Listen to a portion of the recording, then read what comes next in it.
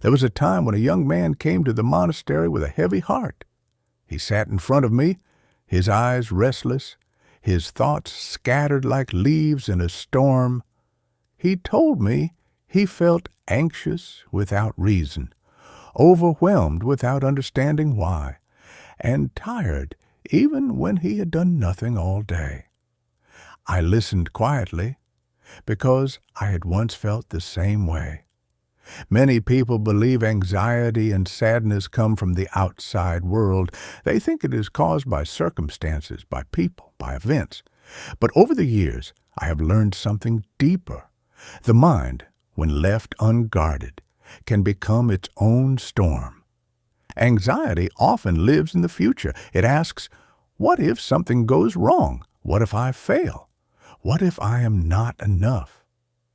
And the more we listen to these questions, the louder they become. Depression, on the other hand, often lives in the past. It whispers, what if things had been different? Why did this happen to me? Why can I not change what has already passed? And so the mind is pulled in two directions, the past and the future, while the present moment is quietly ignored. But peace only exists in the present. When I was a young monk, my teacher once asked me to sit beside a still lake. He told me to observe the water. At first, I saw only my reflection. But when the wind began to move, the surface became disturbed and my reflection disappeared. My teacher said, "Your mind is like this water.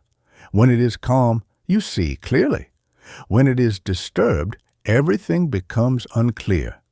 So the question is not how to control every thought, but how to calm the mind. One of the simplest ways is through the breath. When anxiety begins to rise, your breath becomes shallow and fast.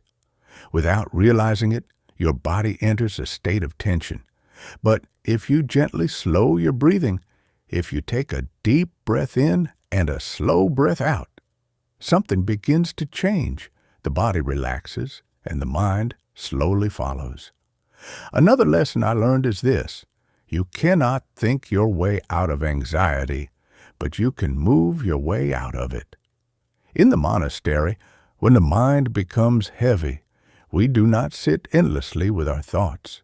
We walk, we clean, we work in the garden, not to escape, but to return to the present through action.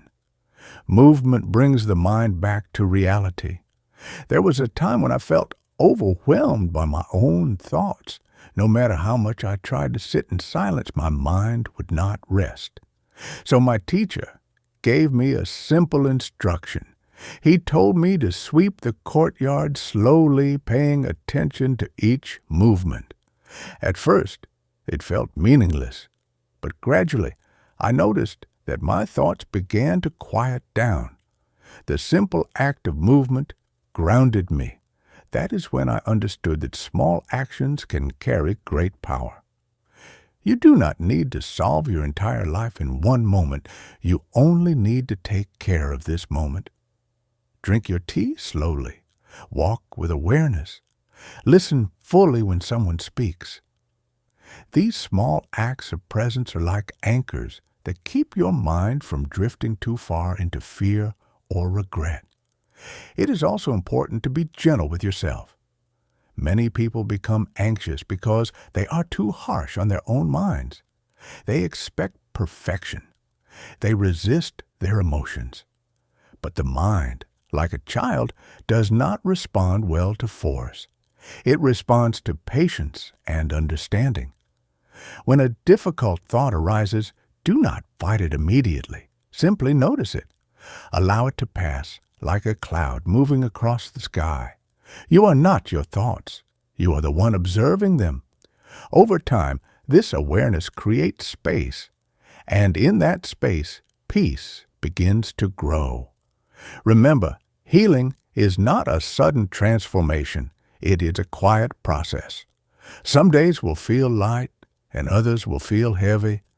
But if you continue to care for your mind with patience, with movement, with presence, you will begin to notice a change.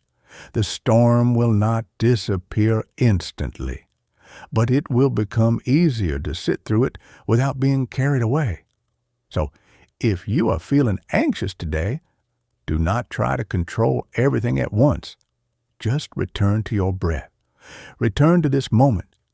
Take one small step, because peace is not found somewhere far away. It is found in the gentle awareness of right now.